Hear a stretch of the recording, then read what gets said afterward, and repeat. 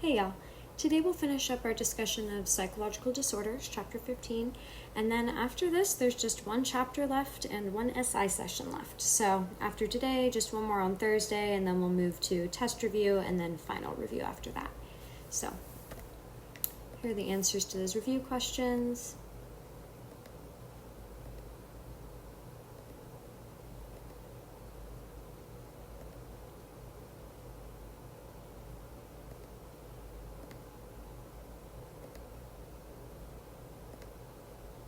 All right, so we're going to start off talking about suicide, which is obviously a little bit triggering for some people, a sad topic.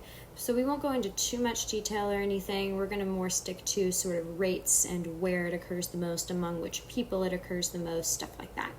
So some national differences are Britain, Italy, and Spain's suicide rates are a little more than half of Canada's, Australia's, and the US. And then Austria and Finland have about double the rate of Canada, Australia, and the US. Racial differences: whites and Native Americans tend to commit suicide twice as often as blacks, Hispanics, and Asians. Gender differences: this is a really key point. Women are much more likely than men to attempt suicide, but men are 2 to 4 times more likely to be successful in a suicide attempt. And so women try to commit suicide more often, but men actually follow through and are able to complete that attempt more frequently.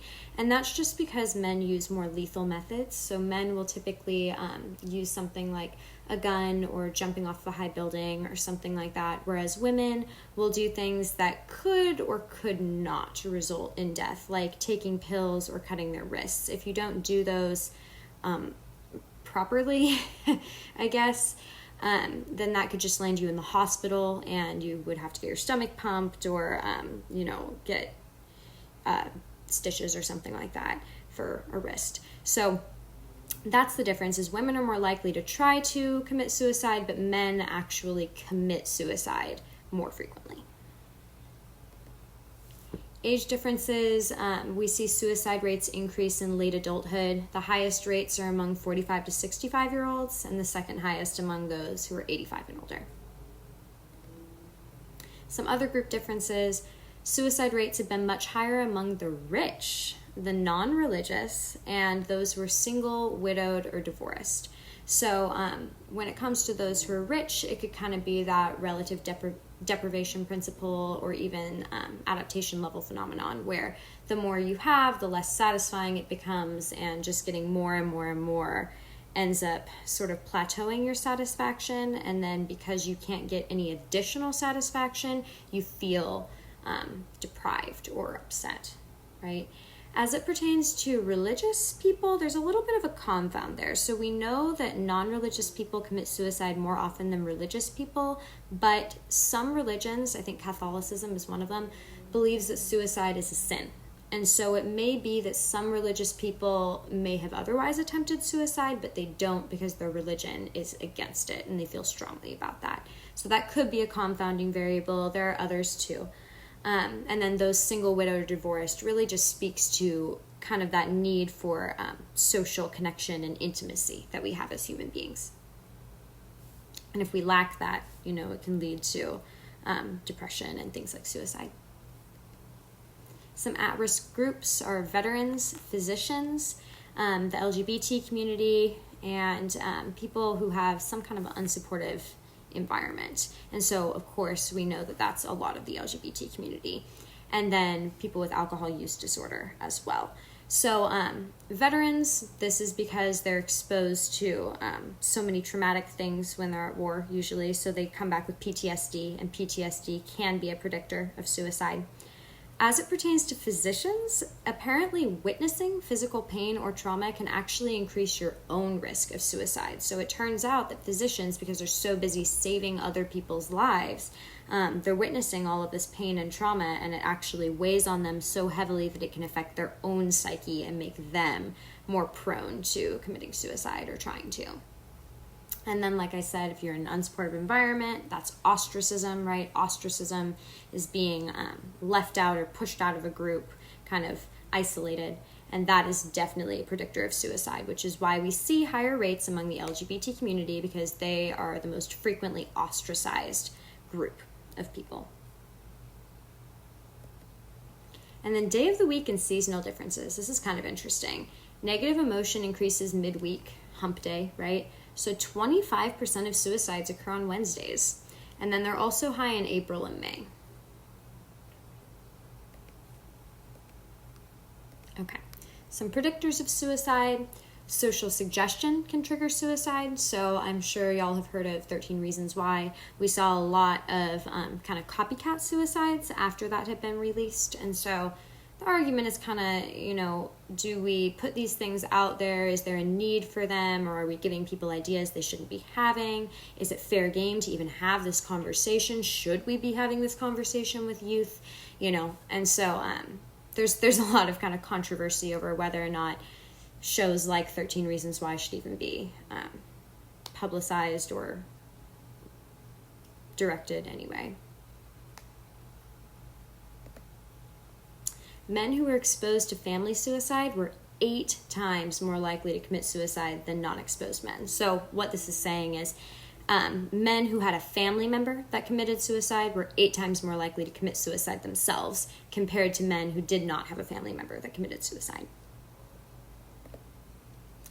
Suicidal urges typically arise when people feel disconnected from others. Remember, that's kind of like ostracism a little bit, or ostracism can feed into this, can be one type of disconnection from others.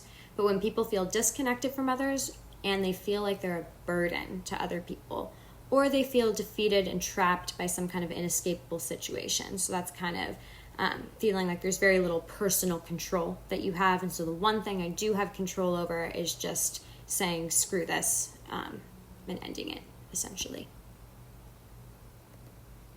Suicide rates increase with unemployment during economic recessions. So again, sort of that loss of control can precipitate negative emotions.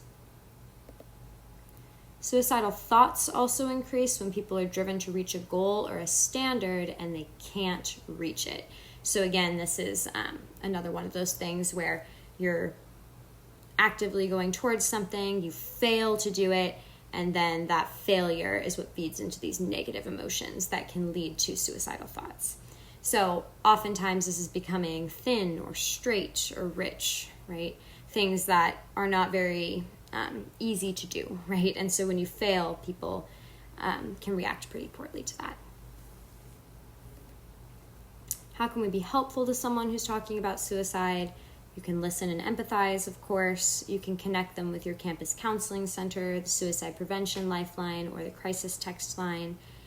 And you can always protect someone who appears to be at immediate risk. And you should protect people who appear to be at immediate risk by seeking help from a doctor, the nearest hospital emergency room, or 911. If you see someone who's standing on top of a bridge, by God, do not just stand there and look at them, right? Call for help. Do something. Someone's got to do something. Otherwise, we all fall into this bystander effect, right? And more people die than they need to.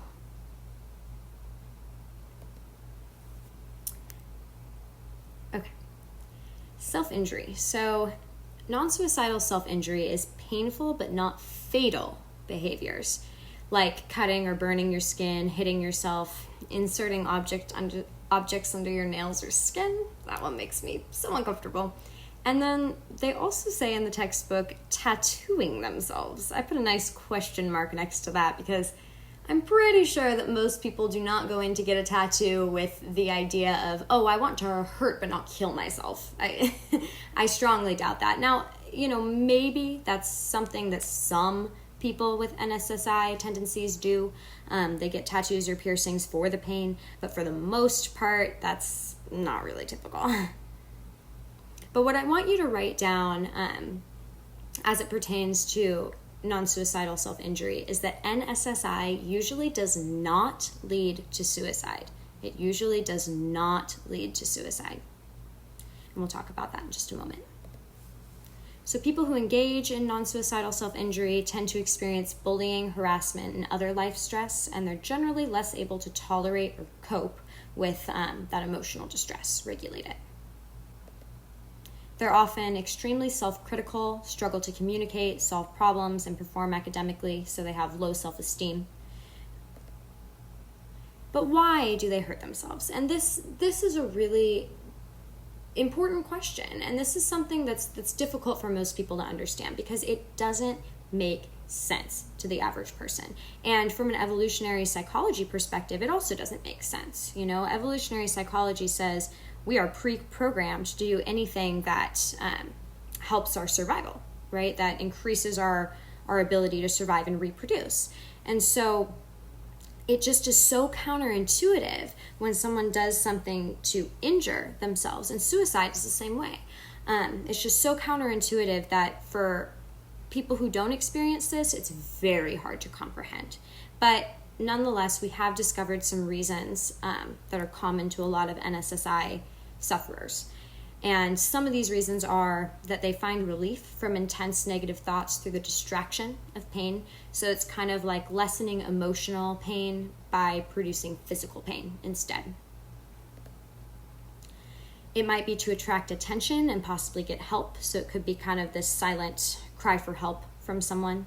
They don't know who they can reach out to, so instead they leave a mark on themselves that would concern someone enough to actually step in and do something. Some may do it to relieve guilt by punishing themselves.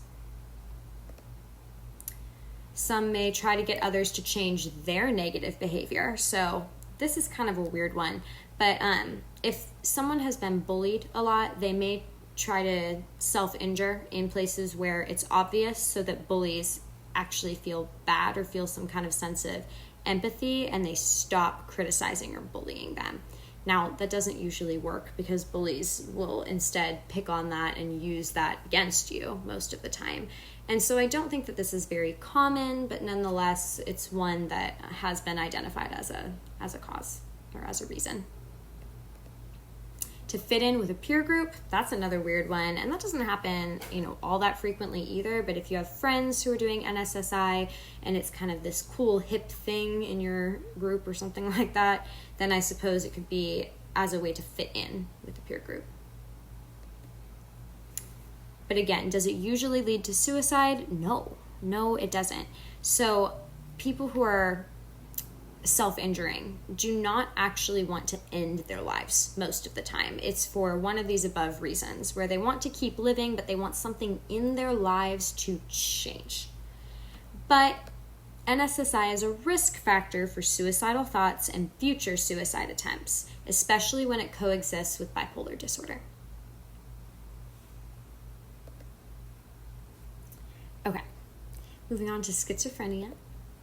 So schizophrenia is a psychotic disorder, and a psychotic disorder is a type of disorder that includes irrational ideas, distorted perceptions, and a loss of touch with reality. So the most common of these, like I said, is schizophrenia. And so this is characterized by delusions, hallucinations, disorganized speech, and diminished or inappropriate emotional expression. So we'll talk about sort of what each of these things means. But what you really need to know is the difference between positive and negative symptoms of schizophrenia. This is crucial. So when you have a positive symptom of schizophrenia, you have something extra that's abnormal that other people do not have. So an example would be a hallucination. A hallucination is a false sensory experience. So a hallucination would be seeing something that isn't really there, hearing something that isn't actually there, feeling something that isn't really touching you, smelling something that isn't present, tasting a flavor that isn't present. So it's a false sensory experience. And that would be a positive symptom. That is something additional that schizophrenics have that normal functioning people do not have, right? And then a negative symptom is the absence of an appropriate behavior. So something is missing in a schizophrenic that is normally present in a typically functioning human. So a negative symptom, we're going to talk about flat affect. Flat affect is a typical symptom of schizophrenia where the person just has absolutely no emotional expression whatsoever. Their face is just totally flat. Their affect, their emotion is flat. There's no movement behind this at all. And that's abnormal, right? It is normal for people to have emotion, but this is why it's a negative symptom, because schizophrenics lack. They do not have that appropriate behavior of showing emotion is absent. It's taken away. So that's how you should think about positive and negative symptoms. Positive as something being added, negative as something being taken away. So positive symptoms would be hallucinations, talking in disorganized and diluted ways, and exhibiting inappropriate laughter, tears, or rage. Those with negative symptoms might have toneless voices, expressionless faces, or mute and rigid bodies. We'll give specific words for those in just a minute too. So let's first talk about hallucinations and delusions. So people with schizophrenia have hallucinations sometimes. They see, hear, feel, taste, or smell things that exist only in their minds. And most often, this is important, most frequent hallucinations for schizophrenics are auditory. They're voices that they're hearing in their head. A lot of people think that the most frequent hallucination is visual, that you see something that isn't really there. Nope, it's auditory. Most of the time, schizophrenics hear voices inside of their heads. And sometimes these voices make insulting remarks or give orders, but sometimes they're just like another personality, floating around in your mind, kind of. Doesn't have to be threatening, but sometimes it is. Whereas a delusion is a false belief, often of persecution or grandeur, that may accompany psychotic disorders. So a delusion of persecution would be falsely believing that like the CIA is after you, right? They're coming after you, they're gonna attack you and arrest you or something like that. So that's a persecution. It's a delusion that someone is after you, someone is coming to persecute you. And then a delusion of grandeur is kind of like narcissism. So it's believing that you are way more important or you have some kind of special purpose or role that you don't really have. So some schizophrenics have delusions that they are Madonna, and they really believe with all of their heart that they are Madonna, right? And when Madonna comes on television and they're watching her sing a song, they're looking around at their friends and family and saying, how can you not tell that that's me? That's me right there.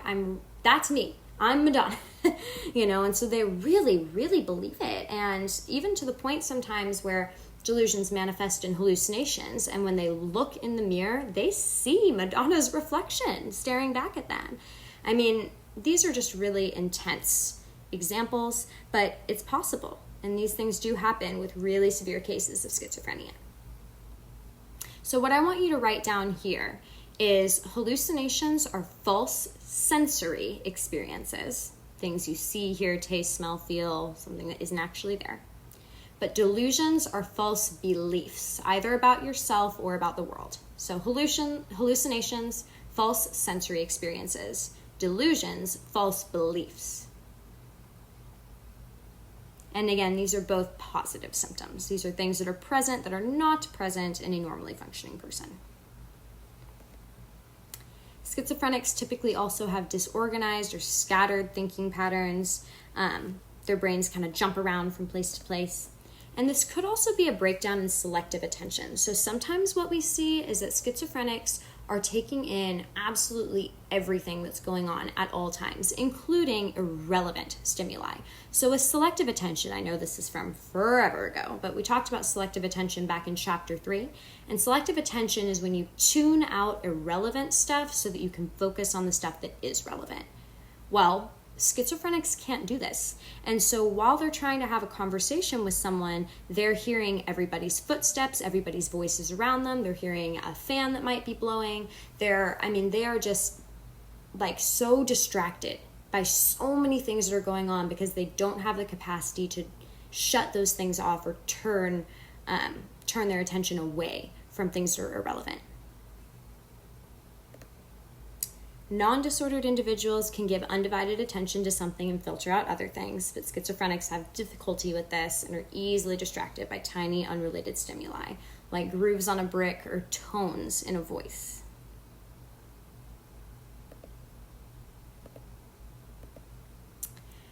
Okay, so as it pertains to disorganized speech, schizophrenics typically have difficulty communicating with others. Their speech can come out scattered. It can quickly fleet from one thing to another, jump around different topics, and it's really disorganized. So it's really hard a lot of the time for people to keep up and to follow what a schizophrenic is trying to say to them. Diminished and inappropriate emotions. So this is going to be those negative symptoms. The emotions that schizophrenics express are often inappropriate, like laughing when they're recalling a death, crying when others are laughing, or becoming angry for no apparent reason. Others with schizophrenia might have a flat affect, meaning that they lack any apparent feeling or emotion at all. Most have an impaired theory of mind, so they can't really put themselves in other people's shoes or take on other people's points of views. They can't perceive facial expressions very well, and so they struggle to feel sympathy or compassion. Motor behavior is also sometimes inappropriate and disruptive. One thing is called catatonia, and catatonia is when you go absolutely still and do not move. So that would be a negative symptom, right? Because it's normal for people to be moving around. Even when they're sitting still, there's still small movements of the body that happen, right? You're tapping your finger, you're shaking your leg, or, you're cracking your fingers or something like this, right? But with schizophrenics, if they have catatonia, their whole body will go rigid, sometimes for hours. And that is, obviously disordered, right? But it can also go the other way around to compulsive actions where they're continually rocking or rubbing their arms. So that would be a positive symptom, right? Something that's present that is not present in other people. And it can even escalate to severe or dangerous agitation. But again, like we talked about yesterday, most people with psychological disorders are not aggressive or violent, but sometimes we do see violent behavior with schizophrenics, sometimes. But these symptoms profoundly disrupt the social and work relationships of the person who suffers from schizophrenia. In a supportive environment and on medication, schizophrenics can experience a year or more of normal life experience, but only 1 in 7 make a full recovery. So the recovery rate for schizophrenia is quite low.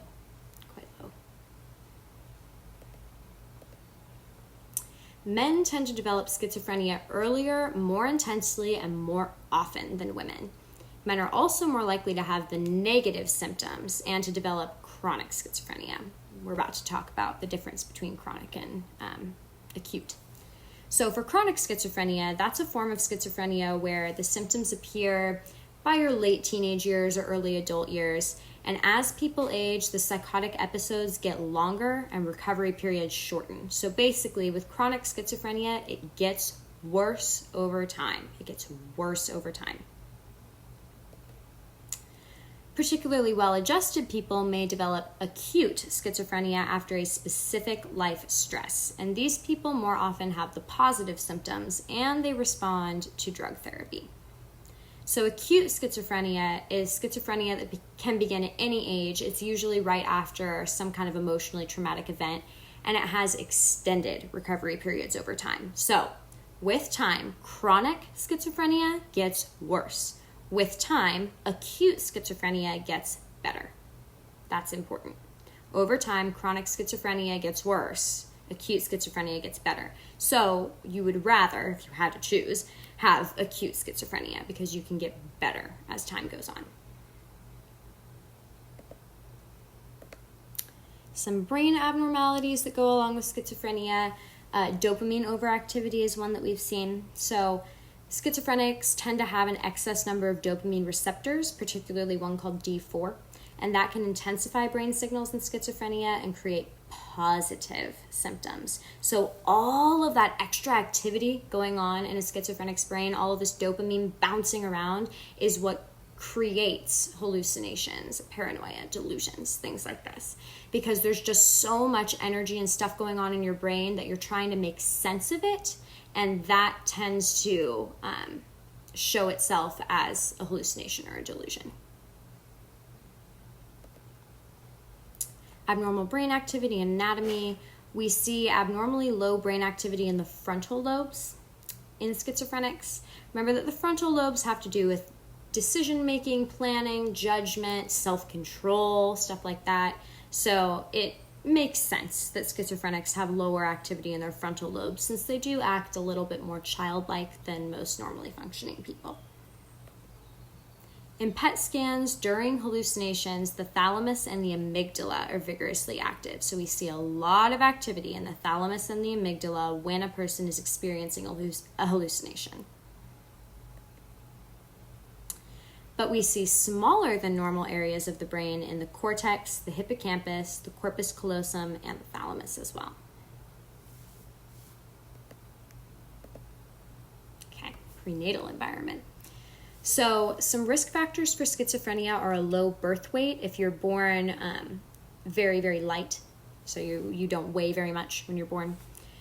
If your mom has diabetes, that can be a risk factor for schizophrenia. The older that your father is, the more risk of you developing schizophrenia. So the older your father is when you are conceived, that is, the more risk you have of developing schizophrenia. And then oxygen deprivation while you are being born during your delivery can also lead to schizophrenia. Those who were conceived during a time of famine are also 2 times more likely to develop schizophrenia. And fetal virus infections contribute to the development of schizophrenia as well. So if you get some kind of viral infection while you're a fetus inside your mother's womb, that can predict the development of schizophrenia. Genetic factors. So there's a 1 in 100 chance of any person being diagnosed with schizophrenia, but that turns into a 1 in 10 chance among people who have a sibling or a parent with the disorder. That's pretty significant, right? 1 in 100 goes down to 1 in 10 if you've got a sibling or a parent with the disorder. It goes down to 1 in 2 if you have a twin who's schizophrenic. Some genes influence the effects of dopamine and other neurotransmitters, and others affect the production of myelin, and epigenetic factors influence whether genes will be expressed at all. And then some environmental triggers. We've actually found no environmental causes that will, invariably every single time, or even with moderate probability, produce schizophrenia in people who are not related to someone with schizophrenia. So we really haven't found any reliable environmental causes for schizophrenia. But some possible early warning signs would be social withdrawal or other abnormal behavior, having a mother whose schizophrenia was severe and long-lasting, birth complications, short attention span, poor muscle coordination, disruptive or withdrawn behavior, emotional unpredictability, poor peer relations, and childhood abuse. So if you see any of these signs while someone is young, that is a cue that you should be on the lookout for the possible development of schizophrenia later. Okay. This is my favorite part of the entire semester, dissociative disorders. So, this is so exciting. Dissociative disorders are controversial and rare disorders where your conscious awareness becomes separated from your previous memories, thoughts, and feelings. So, a dissociation in particular is a separation. That's all that it means. A dissociation is a separation. And so when we're talking about a dissociative disorder, we're talking about a dissociation where your physical self separates from your mental self. Your conscious awareness separates from your physical body, or it separates from any previous memories, thoughts, and feelings that you've had. And so what tends to happen here is dissociative identity disorder, which used to be called multiple personality disorder. So this is a split or a separation in personalities within a person. So yes, like I said, dissociation is separation. This can happen to everyone. So an example is driving somewhere and then you get there and you really don't have any memory of the drive. So just kind of that when you wander off and you're not really consciously aware of what's going on, that's a dissociation that's natural. That's one that everybody experiences from time to time. But when it's constant or when it's within your personality, now it's something that's disordered, right? It interferes with your day-to-day living.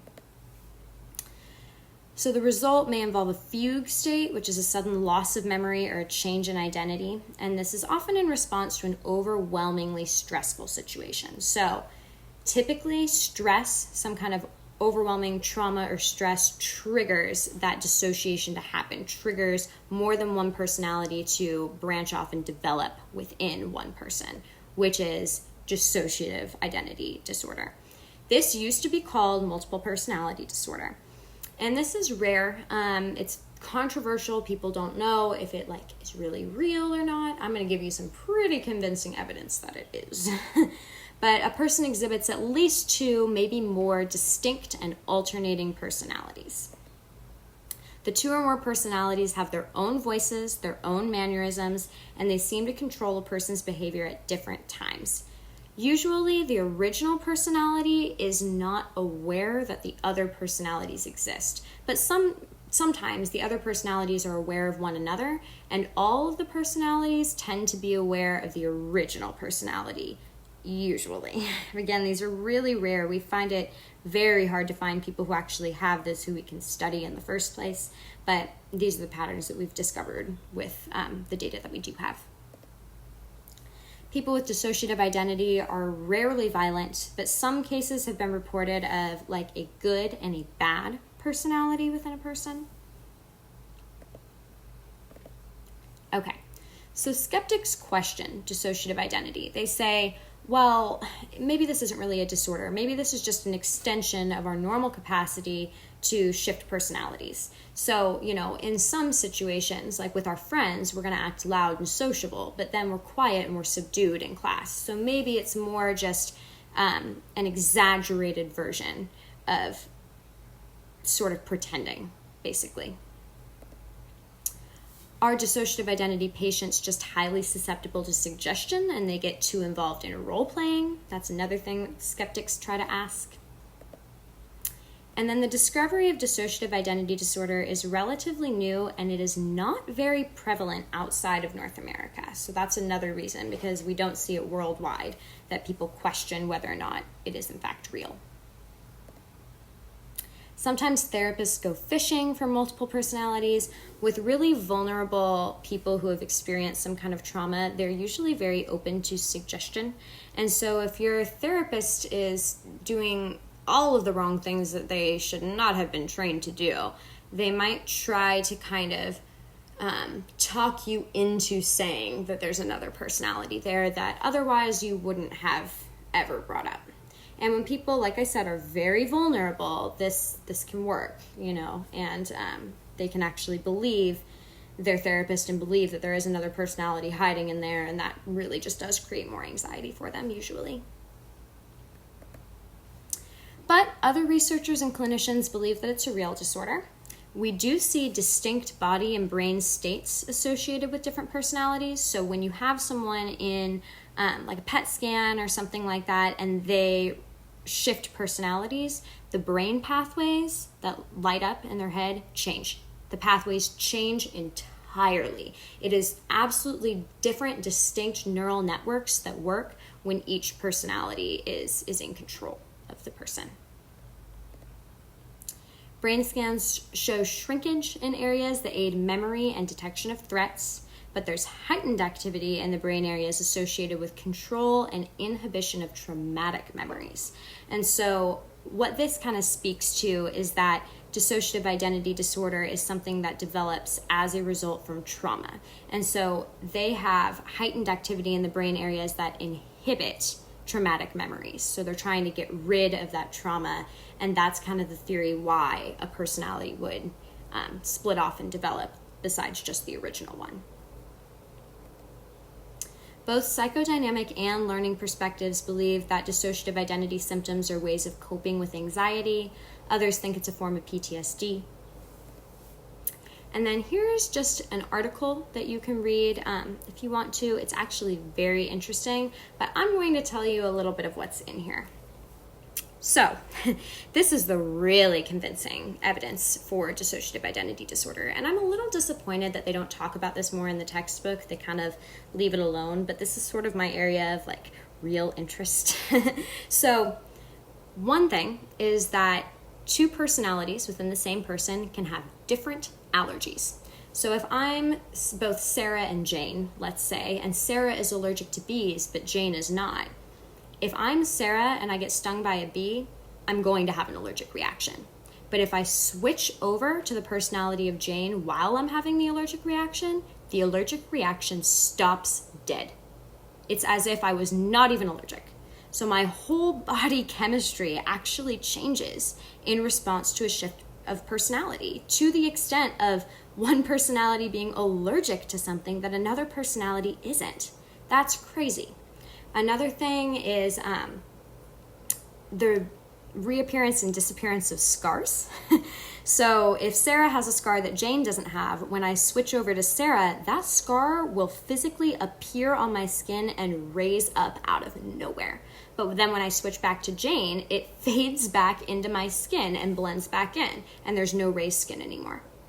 So if that isn't some pretty convincing evidence that dissociative identity disorder is real, I don't know what else could be, because I can't imagine that it's just like a mind over matter type thing where, someone could tell themselves, oh, I'm not going to have an allergic reaction right now. That doesn't make sense, right? But of course, it doesn't really make sense the other way around. It doesn't really make sense why someone might have multiple personalities or how they function with multiple personalities. But one thing I want you to write down under this question is, so this question asks, what evidence is there in support of dissociative identity as a real disorder? And I want you to write down these three things.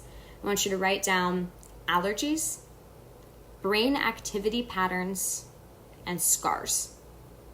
Allergies, brain activity patterns, and scars.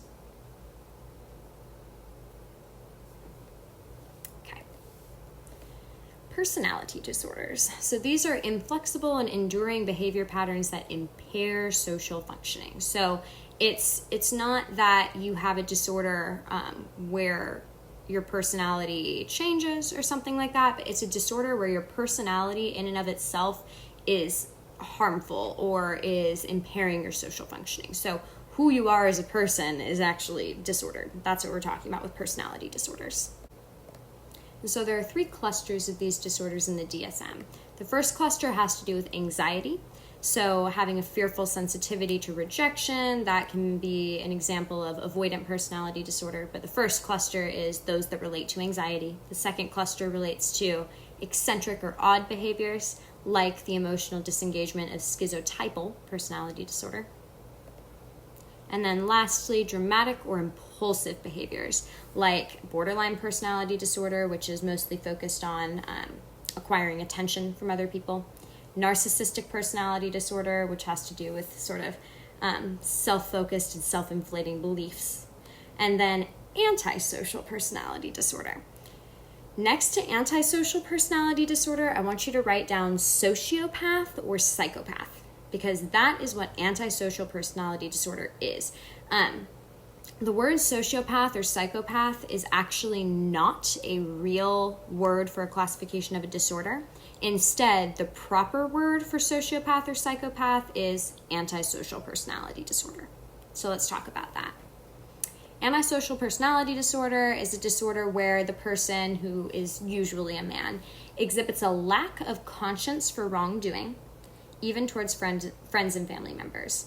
They might be aggressive and ruthless, or they could be a clever con artist. So really, the main issue with antisocial personality disorder is the lack of sympathy, compassion, or empathy. We really just do not care about other people. You don't have the propensity to feel empathy or compassion for another person if you have antisocial personality disorder. And so the lack of conscience becomes pretty obvious before the age of 15. These children tend to lie, steal, cheat, or display unrestrained sexual behavior if they have APD.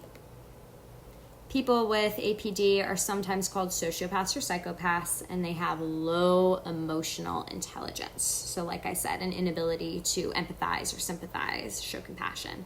Low emotional intelligence. That also goes into understanding other people's emotions, managing their own emotions, perceiving other people's emotions. And antisocial personalities behave impulsively. They feel and they fear very little, and they usually don't experience regret.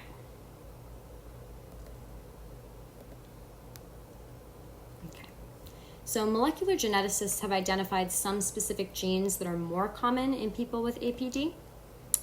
People with APD tend to express low arousal in response to threats, so they really just are not fearful. That's a big part of it, is that people with antisocial personality disorder are not fearful, and they usually have very, very high pain tolerances. So they're not fearful, and they don't typically experience pain. They also have lower levels of stress hormones too. Preschool boys who later become aggressive or antisocial adolescents tended to be impulsive, uninhibited, unconcerned with social rewards, and low in anxiety while they were that young in preschool. So we do see symptoms of APD very, very young in children.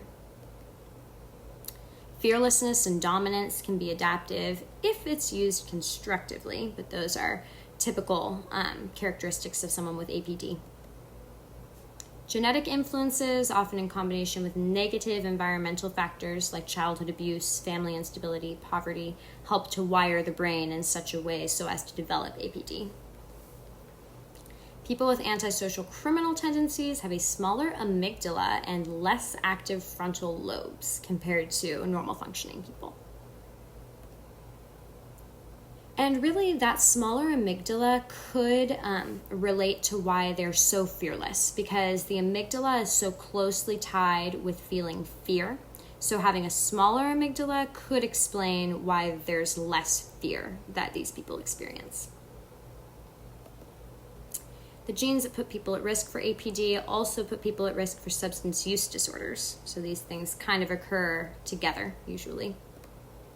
And people with APD tend to have hyperreactive dopamine reward systems. So this actually predisposes them to do impulsive things that are rewarding regardless of the consequences. Okay. Last section, we're going to talk about eating disorders. So in anorexia, this is an eating disorder where a person, usually an adolescent female, maintains a starvation diet despite being significantly underweight. And this is sometimes accompanied by things like excessive exercise or laxative use or something like that to actually lose more weight. But the most characteristic thing about anorexia is that this person is not eating. They are not eating. Or they're not eating enough. You know, if they are eating, it's like a piece of bread a day, something like that. Now, bulimia is an eating disorder where a person binge eats, so they eat a lot of high-calorie foods, and then they do something to purge all of those calories that they've just taken in. So usually that comes across as vomiting. That's the most common thing that we associate with bulimia usually. But it can also be laxative use, fasting, or excessive exercise. And then binge eating disorder is where someone has that same binge as a bulimic, right? So they eat a bunch of really high calorie foods, but then afterward they just feel stressed, disgusted, guilty, but they don't do anything to actually try to lose that weight. So if you've ever watched something like, I think it's My 600-Pound Life on TLC, all of those people who are on that show struggle with binge eating disorder. They eat way too much, and then they feel upset, distressed, guilty for doing it, but they don't do anything to fix the problem. They don't do anything to actually lose weight. So what I want you to write down here is sort of the key differences between these three. So next to anorexia, I want you to write down eats little to nothing, may or may not attempt to lose more weight. Someone who's anorexic eats little to nothing, and they may or may not attempt to lose more weight. Someone with bulimia eats a lot and then purges. Eats a lot and then purges.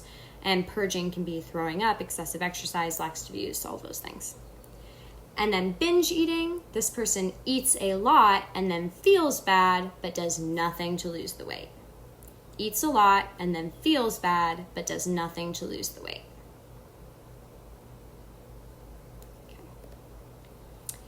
0.6% of Americans meet the criteria for anorexia. That's pretty low.